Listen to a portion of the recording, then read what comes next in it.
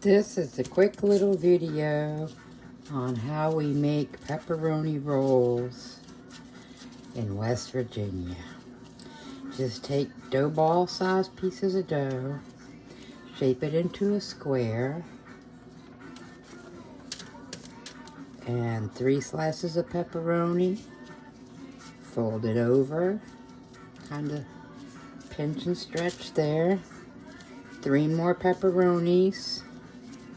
Then you pull this end out and you roll it up, smash it, and then pinch this in together. Then you lay it on your parchment. Then we're going to proof these, and then we will bake them, and I will show you what we have in the end.